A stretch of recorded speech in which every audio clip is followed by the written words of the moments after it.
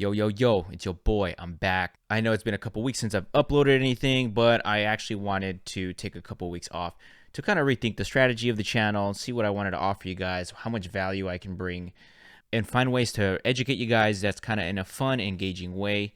So I thought it'd be cool for the newer people on the block, the beginners and stuff like that, to kind of give them a guide or a framework on my ultimate digital home studio setup. So that means strictly digital, fucking just amp sims, MIDI bass, MIDI drums, no fucking real amps, just everything in the box computer. Because that's how I work, and I thought it'd be cool to share you guys that. Now, before I start recommending products and my general guidelines and all that, frankly, I spent thousands of dollars buying useless plugins that basically made no difference. And I came to only start using basically a handful of plugins over and over and over. And because I did that, I got really proficient with those tools and it gave me consistent results. So that's kind of the first thing I want to touch bases on here is that pick a handful of plugins, get really fucking good at those, and then just stick with those for a while. And you're going to see consistent results, and you're going to get better. And then eventually you're going to see that you don't really need much else. All right, so the first piece of gear we're going to talk about is our computer. So we're going to need to have a capable computer with sufficient processing power, RAM, and storage to handle the digital audio work that we're going to be doing. Now, what you're going to want to do is have a multi-core with high single-core performance. That would either be Intel or the new Ryzen, AMD Ryzens. I am personally using a Ryzen a Ryzen 5600X, which is a 6-core 12 thread. If you don't know what that is, don't worry about it. Just pick the newer AMD Ryzen CPUs or any of the Intel CPUs and you'll be good. Make sure that you get high single core performance. Google that if you don't know what that is, but you need that more for audio than anything else. Minimum, make sure it's 4 cores. You don't want anything less than that. Although nowadays I don't think they have to worry about that because most minimums are now 6 cores. All right, so now we're going to move on to picking your DAW. I only suggest 3 DAWs. You don't see Pro Tools on here, and that's for a specific reason. I recommend Cubase, Studio One, and Logic Pro if you're on a Mac. Although I think Cubase and Studio One you can also use on a Mac. But if you're on Windows, Cubase and Studio One are going to be your go-tos. Your DAW is going to be basically the heart of your home studio. But personally, I think Studio One is honestly the clear winner.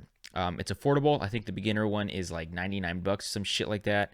It's super intuitive. The drum programming on there is going to be super sick, as well as the bass programming. And it also lets you arrange your songs, which is I don't see any other DAW really doing. And I think that's a really, really big key for musicians, because if you have an easier way to arrange your songs, you can actually get a lot of production done a lot quicker. But of course, you can also consider other options, like I said, like Cubase, which is also really good, and Logic Pro if you're on a Mac. Now moving on to your audio interface. So what you're going to want is low latency. You're going to want something that has at least 2 inputs, like the one in the picture, and one that has a headphone out and a main out for monitors if you choose to decide to get monitors. Brands like Focusrite or like the Presonus one and Universal Audio offer excellent budget-friendly options. I personally stuck with the Presonus side because it integrates with Studio One a lot easier and the latency is basically non-existent. So, but either one of the brands that I mentioned, Focusrite, Presonus, or Universal Audio, will get you what you need and you'll be good to go. All right, so moving on to studio monitors and headphones. Now, I'm going to be upfront. I'm not recommending that you guys get studio monitors because of the way we are going to be producing music, which is strictly in your bedroom with no acoustical treatment. So if you get monitors and you plan on mixing, I don't recommend that you do that because you're going to have all kinds of problems with the way your room is going to be presenting your music when you have speakers and monitors. Unless you plan on sending your tracks off to someone else to get them mixed, then that's okay, no problem. But we're not here for that. We're here to mix our own stuff and make our own fucking music. So headphones is the way to go. And make sure that they're open back. Avoid closed back, but if you can't, that's okay, no problem. But I don't suggest you get closed back as a first choice. Use open back. Now, here are some suggested products in terms of headphones that I have here. But before I get to those, investing in a good pair of studio headphones for accurate monitoring is one of the best things you can do So what you want to look for are flat frequency responses. For me personally, that's the 650s from Sennheiser. They have the flattest frequency response that I have found, and they give me the most accurate representation of what I'm hearing back from my system. Now, with that being said, here's some headphones that I suggest for every budget. I think the most budget-friendly ones out there would be the K240s from AKG. Sennheiser has a tier, so 650s being the high end, 660s being kind of in the middle, and then the 6XX is their entry level versions. And then the Bear Dynamics I put in there in case you guys don't want to go with those other two brands. My personal recommendation, if you're on a budget, get the 6XX. They're the closest to the 650s, which are super flat, and they have a similar profile in terms of frequency response. So they're a lot more suitable for mixing, in my personal opinion, and super comfortable because you're going to be wearing these for hours, actually. All right, now moving on to amp sims, everyone's favorite shit. So we want to achieve really heavy guitar tones. So we're going to need amp sims, and I think we're going to want ones that have effects in them. So that's going to be like Neural DSP, the Nolly one, the Pliny, STL Tone Hub, Amped Roots, although that doesn't have an effects, but it's free, so I put it in here. And then the Line 6 Helive Native plugin, which I haven't tried, but I heard it's really, really, really good. But my personal suggestions is kind of similar to with the headphones thing. Don't skimp out on here. You can get great results with the lower end ones, but personally, go with the Nolly or the STL Tone Hub. If you pick one of those two, you're going to be solid. You're going to have all the effects you need. You're going to have all the amps you want, and you're going to have the most bang for your buck. No question in my mind, those are the two that I would definitely recommend to people that are buying their first amp sims. So again, I would recommend the Nolly and the STL Tone Hub, but any of the other ones on this list, such as the Amped Roots, the Line 6 Helix Native, and the Pliny would be good enough for you guys. All right, on to MIDI Bass. Now, MIDI Bass, I recommend only Submission Audio for MIDI Bass because I have found they have the easiest workflow. They sound the most realistic, and if not all of their products, I think, work with the free Contact Player. And if you don't have the Contact Player just yet that's free from Native Instruments, grab that shit because it's pretty sick, and you can basically get a bunch of free instruments when you get that for free. And Submission Audio's MIDI Bass programs would work on there.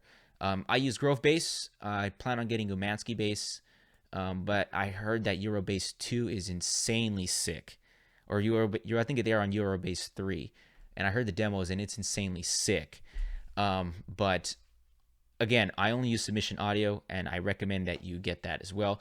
Don't skimp out on this either on your MIDI Bass, because your MIDI Bass, it does make a difference. If you have a really shitty sounding MIDI Bass, your mixes are going to sound pretty fucking awful. I'm not going to deny that. So get as high quality as you can on your MIDI basses, and that's my recommendation, which would be Submission Audio, MIDI drums, no question, without a doubt, Easy Drummer 3. Fuck all that other shit. Get Easy Drummer 3. You'll thank me later. It's so easy to write songs on Easy Drummer 3. You can program however you'd like. The integration to your bass and your guitar, it's so insane, dude. You can put in your guitar tracks and it'll suggest beats and shit. It'll suggest song structures. It's like the ultimate songwriting tool for us guitar players that are I wouldn't have been able to program drums at the beginning if I didn't have a tool like this, because it gives you these suggestions, and then you can kind of develop your own workflow. It's just so insane, man. Just get Easy Drummer 3. Don't think about it. Just get that shit. All right, now a MIDI controller and a drum pad. It's not totally needed for what we're doing here, but if you know how to play a little bit of piano, it'd be really cool to have one, because then you can program your orchestras and your synthesizers and anything else you plan on using. But honestly, I don't ever use it. I just do it by hand. I just click on that shit on the piano roll, and that's how I do it. And so that's how I would suggest doing it too. But if you want it, you can grab it. Not totally need it, but it's there if you need it. Get an Akai MPK like this. It's 25 keys. That's all you would need, I think, to get started. Now, for any plugin bundles and effects, the ones with the DAW that you pick should be sufficient to get you going. But frankly, if you want to expand your palette, I think any one of the ones from Waves, FabFilter, Isotope, Sound Toys, and Universal Audio would be sufficient. You're going to want obviously an EQ, a compressor, reverb, delay, distortion, gates, de-essers, etc., stuff like that. And aside from the controversy, I still recommend Waves Gold because it's the most bang for your buck, and you're getting tools that have been used for decades, that have time tested and proven, and you've heard on gold records and Grammy records and all that stuff. Frankly, I don't think that their gold bundle could be beat in regards to what you're paying for and what you're getting back in terms of value. It's a lot of their plugins I still use regardless. So there you have it. There's my suggested framework or guide. Now I'm going to switch over to my DAW, my Studio One DAW. I'm going to show you a song that I've been mixing for my old band. All right, so we're in the DAW. Like I said, this is going to be the section where I show you guys what you can accomplish if you're using just digital products. Like I said, just a handful of tools: MIDI drums, MIDI bass, and amp sims. So here it is. Oh, and like I said, I recorded these vocals in my closet. So here's that song from my band.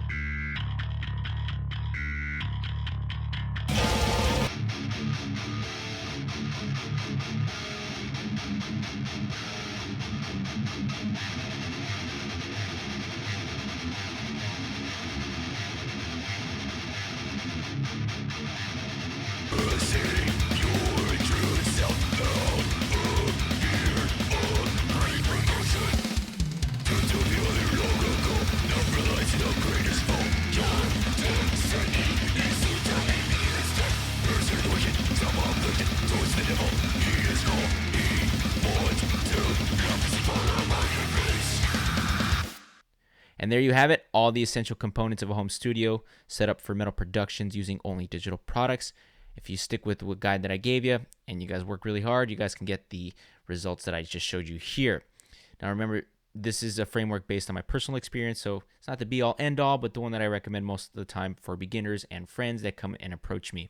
So if you like the information in this video and you want to learn more, click the link below. We got some goodies down there, like some free multi-tracks. And if you guys want more in-depth training, there's also a link below for that as well. Catch you guys in the next one. Peace.